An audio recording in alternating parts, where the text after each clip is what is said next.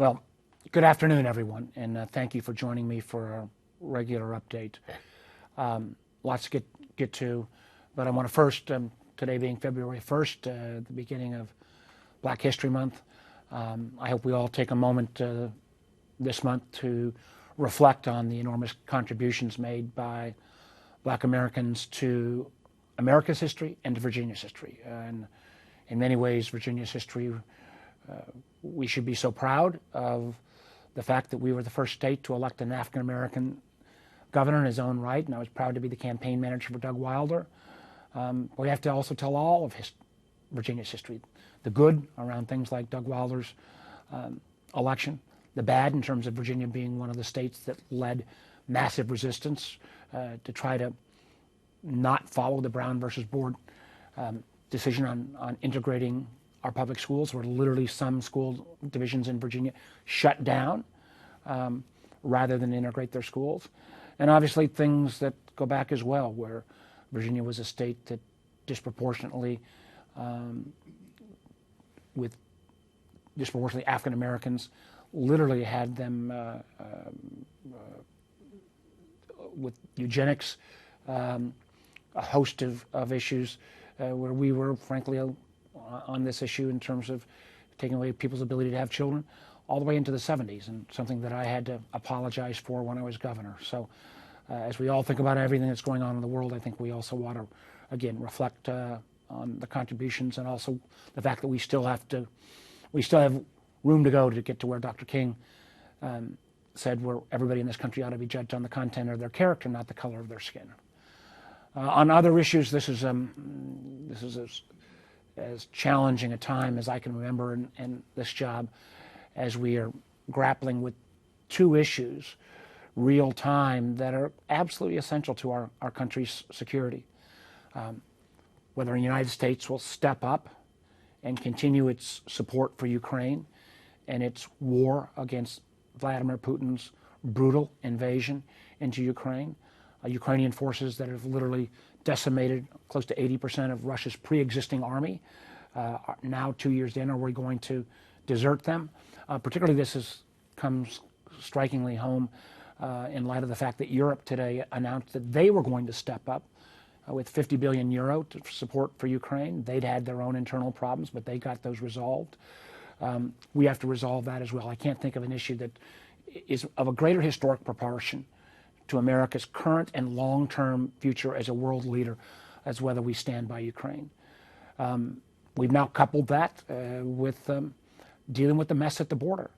And there is a mess. We can't have thousands and thousands of people rushing through the border with this asylum system that's broken.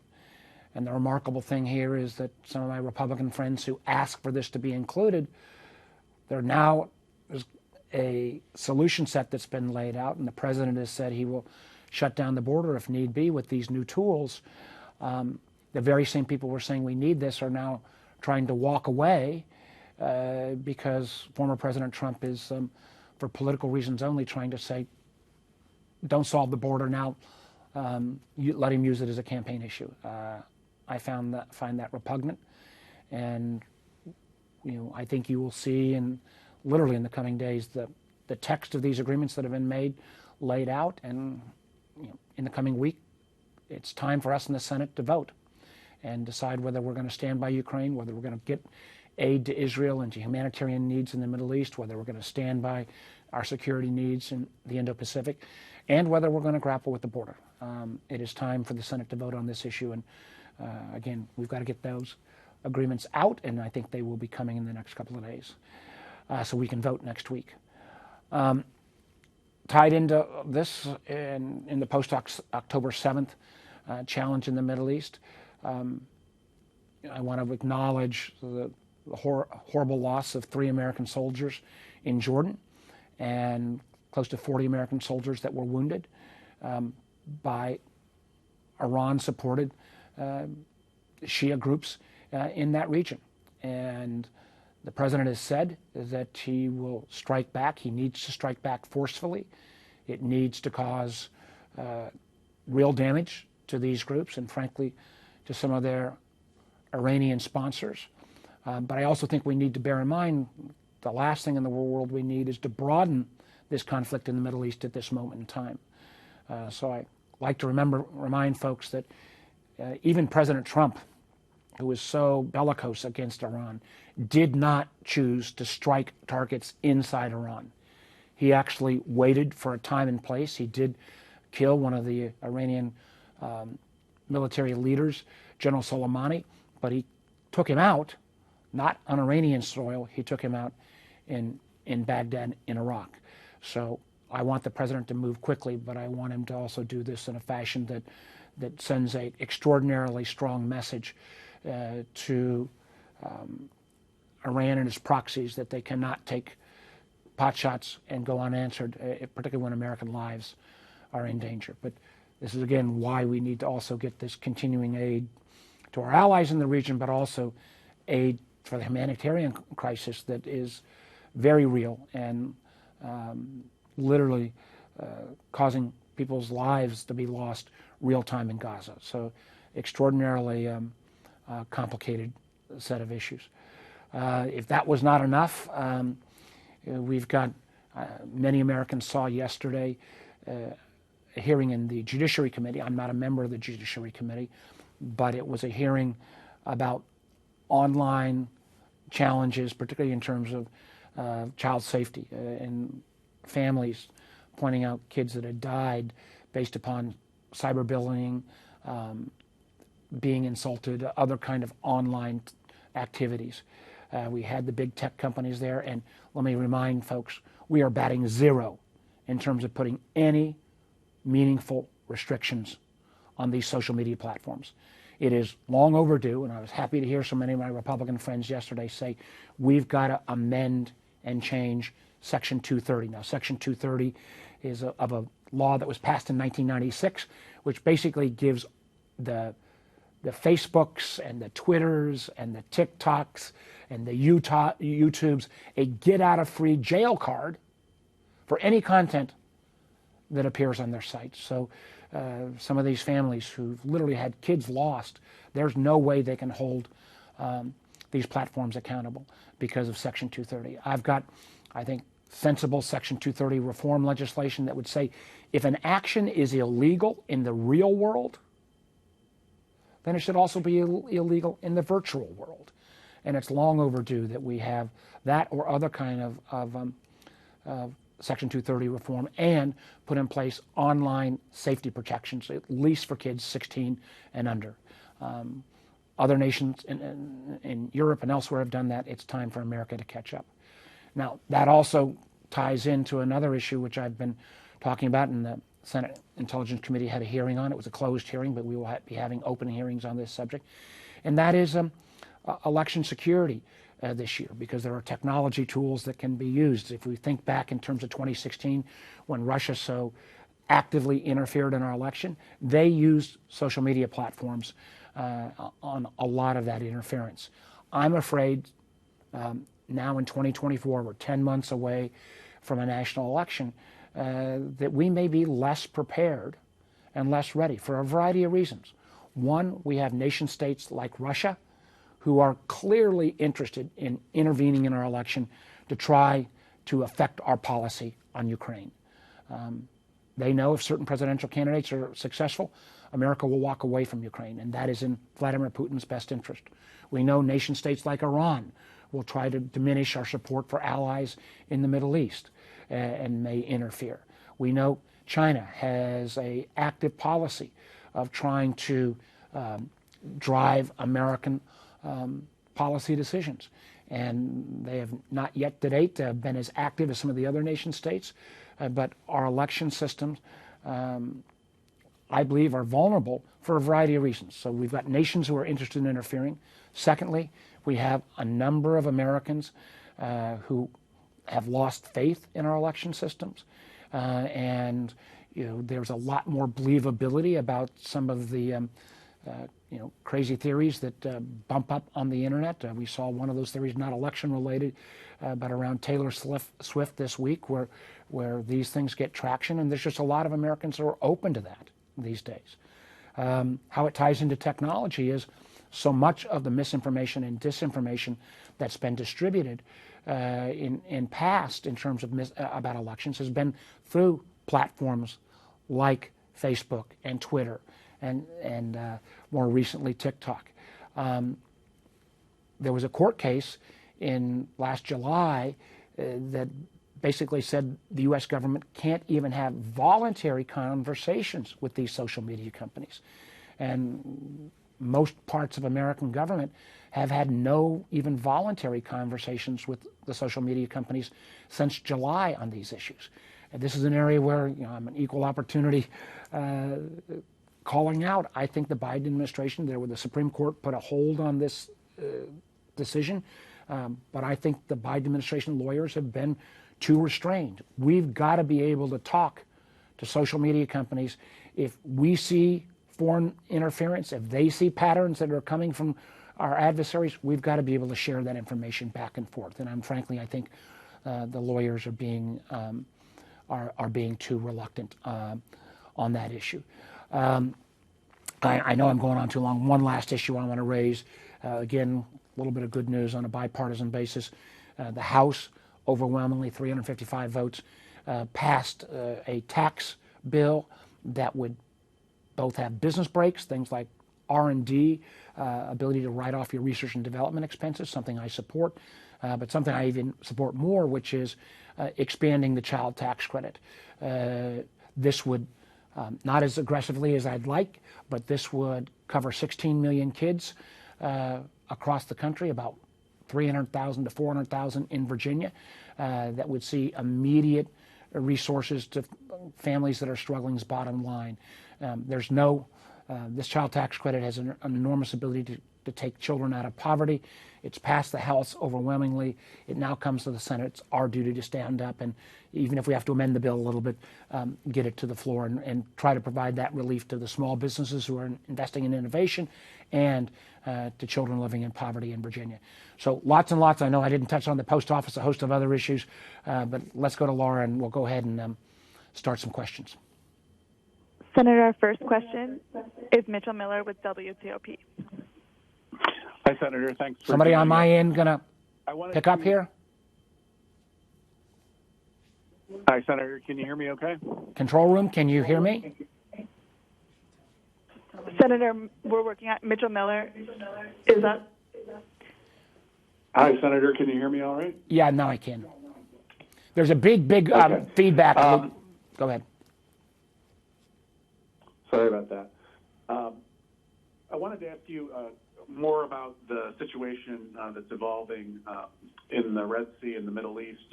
You may know that the USS Carney shot down a ballistic missile from Yemen sometime overnight, along with a series of apparently Iranian drones. Can you talk to us a little bit more about what you think of the, at least what it appears to be, the U.S. response is going to be? It sounds like there are going to be limited attacks in the coming days or weeks inside Iraq and Syria rather than Iran. Well, first of all, let me break this into a couple of categories. One of the things we're seeing, particularly with the Houthis, who are based in Yemen, which is a country that's been racked by civil war literally for almost the last decade. Yemen, where almost half the population is in great distress, where frankly America is one of the leading nations providing humanitarian aid. So you've got a broken country led by this rebel group, the Houthis, who are supported by Iran, who are not very good at governing, but pretty good at, frankly, fighting. They stood up to Saudi Arabia for years, who are literally cluster bombing most of Yemen. And one of the things we found with the Houthi leadership is, while they have been partially supplied by Iran, they do not follow all of Iran's directions. The Houthi leadership in many ways thinks they are superior to the Iranians. And they've started this action, and we have to respond. And luckily, it's not just us on this case. It is us, the British. There's an 11-nation coalition. I think we have been mostly focused in Yemen on taking out their missile launching capacity. I think we may need to go to their command and control, because simply taking out their missile launching capacity is not enough. In terms of the balance of the region, and as I pointed out in my opening comments, even President Trump, who used the most bellicose language against Iran, when Iran took out some of our assets, President Trump chose not to respond inside Iran because he didn't want to start a war with Iran. He chose, when he took out Iranian assets, in the case of General Soleimani, he took them out in Baghdad, not on Iranian soil, outside the country. There are Iranian assets around the Middle East, sometimes co-located with some of these Shia groups, and I think it is very important that the president send a resounding signal that this kind of attack on Americans that took place with the death of our 3 service members cannot stand. But I also think, as Commander-in-Chief, and he has been clear that he's chosen a methodology, we got to do this, but choosing the time and place. Just so I wasn't second-guessing President Trump, I'm not going to second-guess President Biden. I think we will see action soon, whether that is 24, 48, 72 hours, I don't know. But I think it's better to get this right than to simply do it quickly. Senator, our next question is Coulter Anstead with WTKR. Hey, Senator, can you hear me okay? Yes, I can. Great. So my question, kind of along similar lines, and I know you talked about this a little bit already, but would you support a war with Iran if the president were to come to Congress and ask for a declaration of war? And under what circumstances do you think such a declaration might be necessary? And then how, if these attacks continue and the U.S. continues to respond, how do you avoid what would essentially be seeming like a de facto war with these attacks going back and forth? Well, first of all, this is one of the things that I think I pointed out with the Houthis, but I also think we need to point out with some of these Shia-based groups around the region. Yes, Iran has supplied them with materials, but they are not directing these groups on a day-to-day basis. Matter of fact, there's some indication you've even seen this group try to deny that Iran was that involved. I don't know very many individuals, there may be a few on the extreme in this country, that think entering into a war with Iran at this point makes sense. Now, there are lots of tools we have, military and otherwise, to punch back at Iranian forces in the region. But I think the president has made very clear the idea, as of today, that he would try to widen what is already a conflict between Israel and Hamas to the whole region. I don't think that's in America's best interest. I also think those more Sunni-based Arab nations in that region, and I was just in Saudi Arabia a few weeks ago, for us to start at this level, a war with Iran is not, I don't believe, in America's best interest. Now, the Iranians need to know, and that's why we have to strike back forcefully, that we're not going to sit idly by and have our troops killed.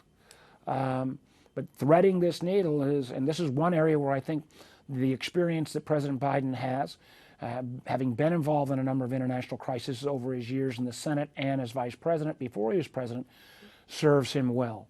And I think you will see a very forceful response literally in the coming days. Senator, our next question is Madison McNamee, NBC 12.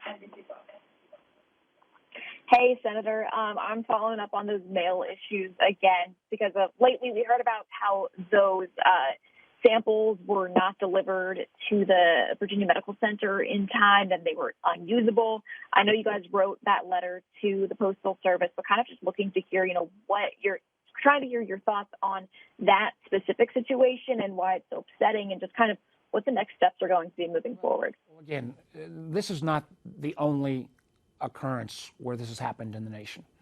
There was a situation in Phoenix where a series of these tests were delivered late. In that case, and we've got to get to the bottom, we don't think this is the case in Richmond, but the VA had not replenished the account to pay for the postage. Now, we don't think that is the case here, but that was the case of what happened in Phoenix. But the notion that, I think it was 675 tests were suddenly all delivered on a single day, some of them literally going back months, is just inexcusable. It's outrageous. Our veterans deserve better. Our citizens deserve better in terms of the Postal Service. And this is not my first rodeo on this issue. As you probably know, we've been grappling with this in the Charlottesville region for a couple years.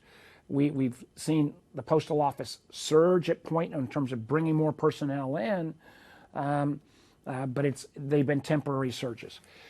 One of the things I think we need to do is we got to find ways to get more people to work at the post office.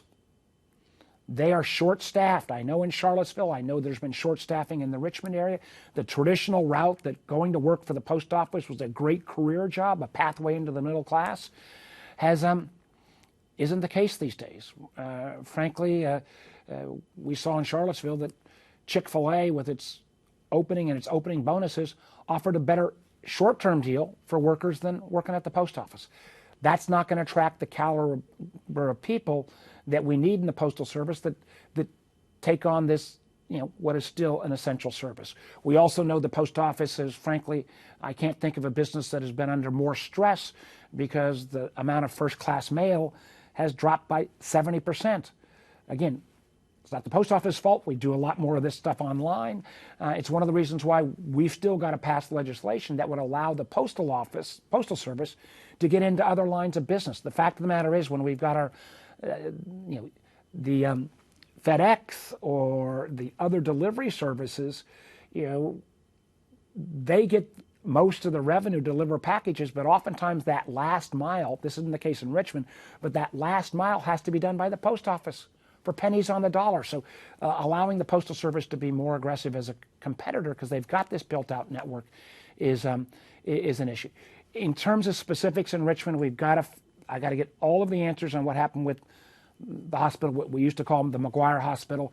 But we also, and I've made very clear to the leadership, regional leadership in the post office, we oversee them, but they, at the end of the day, the citizens in the Richmond area are their customers. It is not acceptable for them to say they will not appear in public and answer the public questions and their customers' concerns. And I think you'll see very shortly a chance for people to make their case in a way where the post office can respond directly. And this is the VA circumstance in terms of these tests being late adds fuel to the fire. The good news is that thank God, that these tests, they were for early screening on colon cancer. The fact that they were late did not mean that, at least the way the VA has represented us, that someone who desperately needed services was not getting services. But this idea of 600 plus tests, many of them expired, all delivered on one day, is inexcusable. Senator, our next question is Alexia Stanbridge with WSET. All right, can you hear me? Yes, I can. Thank you so much for taking the time with us today. My question is, why did you feel compelled to respond to the Elmo post? That is a very good question, and I'm quickly looking to Rachel and others. Mental health is so important. Mental health is so important. Sorry, go ahead. Mental health is so important. The truth is, I can try to get my way through this, but I'm not sure I fully knew I'd respond to that post. But it's, you got me. Senator, we're going to move on to Sarah Hammond with 13 News Now. Hey, Senator Warner. I wanted to ask. We needed to make sure. We know. Okay. Can you hear me? Okay. Yeah. Go ahead. I was trying to dig out of I was trying to dig myself out of the hole I made on the last question, but go ahead. Okay. So we know the Houthi missile that came within a mile of the Norfolk-based ship USS Gravely on Tuesday. Our understanding is that's the closest one of these missiles has come to this point. So I just wanted to ask you, A, if you can confirm that. But, also, what does that closeness of the attack mean? And if you have a message to families who, have loved ones on these ships who are watching all of this play out. Yeah, well, first of all, to all of our soldiers and sailors that are in harm's way and their families, I say God bless you, and we appreciate the service of your sons and daughters and brothers and sisters and husbands and wives. It is critically important. And as we saw in the circumstance with Jordan, some of these soldiers pay the ultimate price to protect our freedom. I think the U.S. Navy has done a remarkable job in the Red Sea. I think it is very appropriate that the President sent the carrier group to that region. And I'm not going to comment on how close that last missile came, but one of the things that our naval personnel is doing, they have done a remarkable job at taking down, whether it's Houthi rockets, Houthi drones. I believe we've only seen one of the tankers that actually were hit, and it was only hit in a minor way. It is one of the reasons why I think, in terms of striking back against Yemen, we need to go beyond now simply these launch sites. There are command and control sites that, as the Houthis have not responded to taking out their launches, I think we need to ratchet it up. And I hope that we will see that in the coming days. But to those families, know that we have the world's best Navy, know that we have the world's best technology in terms of anti-drone and anti-missile capacity, know that those sailors have already helped protect shipping in the Red Sea, and that's the Red Sea, and if you go through the Red Sea, that means you go through the Suez Canal, one of the most important straits in world commerce, and know that what those sailors are doing is, frankly, they are fighting not just for us, but there's an 11-nation coalition that is involved, and we are not doing this alone. Our British partners, for example, have been involved in some of the bombing missions against Yemen. So, but I think we need to take it up a notch against some of the command and control and other centers against the Houthis. Senator, our next question is Joe Thomas with WCHV. Oh, I'm sorry. I was busy looking up what the Elmo post meant. Senator Warner, I appreciate you taking some time out with us. I'm going to turn a couple of different direction here. You had mentioned earlier about the border deal. So many people have opined on it, but very few people have seen it. Have you seen the border deal, and are you sure that the things that they're saying that were the same that people had asked for are in there? And second question involving the economy, what do you know as chair of the Intel Committee about the Hong Kong ruling regarding Evergrande and what it could mean to the Chinese economy, and what does that mean to what China might do as its economy apparently is teetering on the edge of collapse? Joe, as always from you, strong questions. On the first, I know the components. I have not seen all the language. I think you will see, I am sure you will see that language released literally in the next couple of days. Part of the reason that it's not been released is that the amount of money it's going to take to shore up the border, to build new beds, to make sure that there's a place so that people are not released into the interior of the country, it means that the price tag that the president originally put at $14 billion isn't enough money. So that top line number of the overall supplemental package has been going up. Negotiating out where that money goes, but at the same time as we do that, there have been additional needs in terms of humanitarian assistance. There's been additional needs. We just talked about the Red Sea. And I am obsessed because I can't think of a more important thing than standing by Ukraine and fixing our border real time. It has been, I've been pulling my hair out on trying to make sure that the numbers on the appropriations that go with the policies can all be released at once. I believe they will be released over the next couple of days, and I think that many of the naysayers, when you see the language, when you even go back, for example, to what President Trump asked for in 2018, go back and look at the language of all of these very senators who are criticizing this deal, or the former president. They all said, you can't do this executive action only. You got to have legislative changes. I think you will see that these legislative changes meet those needs. But I agree with you. We got to get that language out, and we got to start voting on this bill next week, or I think its chances go down even greater. In terms of the situation with the big Chinese Evercore, I believe it's named $300 billion property entity in China. I've not seen intel, but I've read a lot in the non-classified sector. I think what you've seen in China is not completely dissimilar what's happening in America with our own commercial real estate. In the post-COVID world, and this is happening in China as well, where people are not, returning to work in as great a numbers, and you had a real estate industry in China that was way over propped up by government spending, where you've got literally, hundreds of thousands and sometimes millions of apartment units being built where nobody was living in them. This 300 billion plus entity, is on last legs, and I'm not even sure there's a bankruptcy process that'll work out. It will mean another hit to the Chinese economy, and we saw recently, a year and a half ago, China was literally even hiding its youth unemployment numbers. That's never a good sign. I think China has seen a little bit of recovery, but I'm going to be with you, Joe, and a lot of others, and I will ping our intel folks. What does this one large conglomerate's failure mean?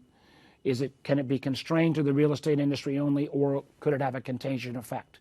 The only thing I'd add on that very quickly is just that I still am very worried at in Richmond, real estate's doing relatively okay. In the greater Washington area, and we need to get more of our federal workers back in the office, but our commercial office space in the Northern Virginia market is as soft as it's been since I've been an adult, and that is a problem not just here in Northern Virginia, but it's frankly a national problem as well. Senator, our final question is Amy Knowles with the Virginia Dogwood. Hey, Senator Warner, thanks for taking our questions. The number that you said about the child tax credit, that if passed, it would impact an estimated 300 to 400,000 Virginia kids, that's exciting. So what would your biggest hope be for those families who could receive the additional funds? Well, if you could, for some of these families, it's a difference between whether you can put food on the table or not. For some of these families, it's whether you can, even if they've got Obamacare, how do they meet their out-of-pocket health care needs? For a lot of these families, and this is the one that I think is such a necessity, we know a lot of kids, if they want to participate in after-school activities, whether it's sports activities or band activities, when I was growing up, you got to participate in those activities in public schools without any additional fee. A lot of these extracurricular activities that really can help kids get ahead, give them that outlet, give them something they can excel in. Unfortunately, due to the nature of the kind of society we live in today, they get charged. And oftentimes these poor kids don't get access to things that the rest of us kind of take for granted.